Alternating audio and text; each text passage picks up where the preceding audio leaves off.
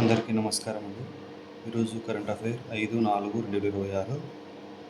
ఇటీవల కేంద్ర హోం మంత్రిత్వ శాఖ జనగణన బ్రాండ్ అంబాసిడర్గా ఎవరిని నియమించింది? ఎవరంటే సుదర్శన పట్నాయక్. ఇటీవల కేంద్ర హోం మంత్రిత్వ శాఖ జనగణన బ్రాండ్ అంబాసిడర్గా ఎవరు నియమించిందంటే సుదర్శన పట్నాయక్. ఇతను సైకత శిల్పి. సైకత శిల్పి అంటే ప్రత్యేక ఇసుక కళను ఉపయోగిస్తారు. అంటే సైకత శిల్పి అంటే ప్రత్యేకమైన ఇసుక కళను ఉపయోగిస్తారన్నమాట. ఈయన నైకత శిల్పి సుదర్శన్ పట్నాయక్. నోకియా వార్షిక మొబైల్ బ్రాండ్ నుంచి 2025 ప్రకారం భారత్లో సగటున నెలకు ఎంత జీబీ డేటాను వినియోగిస్తున్నారు? ఎంత అంటే ఆన్సర్ 31 జీబీ నెలకు సగటున. నోకియా వార్షిక మొబైల్ బ్రాండ్ సూచి 2025 ప్రకారం భారత్లో సగటున నెలకు ఎంత జీబీ డేటాను వినియోగిస్తున్నారంటే 31 జీబీ నెలకు సగటు నెలకు 31 జీబీ అన్నమాట.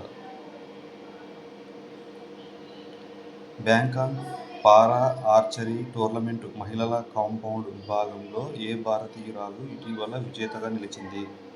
ఎవరంటే పాయల్ నాగ్. బ్యాంకాక్ పారా ఆర్చరీ టోర్నమెంట్లో మహిళల కాంపౌండ్ విభాగంలో ఏ భారతీయురాలు ఇటీవల విజేతగా నిలిచింది? ఎవరంటే పాయల్ నాగ్. దేశంలోనే తొలిసారిగా డ్రగ్స్ వినియోగం కుల ఆధారిత సామాజిక ఆర్థిక గణనను ఏ రాష్ట్రం ప్రారంభించింది? దేశంలోనే తొలిసారిగా డ్రగ్స్ వినియోగం కుల ఆధారిత సామాజిక ఆర్థిక గణనను ఏ రాష్ట్రం ప్రారంభించిందంటే పంజాబ్ ప్రభుత్వం. దేశంలోనే తొలిసారిగా డ్రగ్స్ వినియోగం కుల ఆధారిత సామాజిక ఆర్థిక గణనను ఏ రాష్ట్రం ప్రారంభించిందంటే పంజాబ్ ప్రభుత్వం అన్నమాట.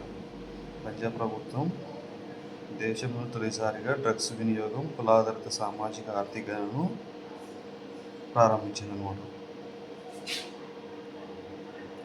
నేషనల్ మారిటైమ్ డే ఎప్పుడంటే నేషనల్ మారిటైమ్ డే ఎప్పుడు? ఏప్రిల్ 5. నేషనల్ మారిటైమ్ డేను ఏప్రిల్ 5న జరుపుకుంటాం. నేషనల్ మారిటైమ్ డేను ఏప్రిల్ 5న జరుపుకుంటాము. 2025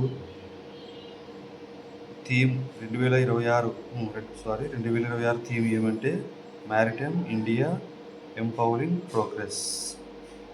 ఏమండి? Maritime India empowering progress.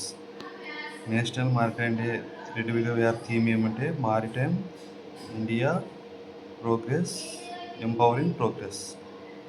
Maritime India empowering progress. Thank you అండి.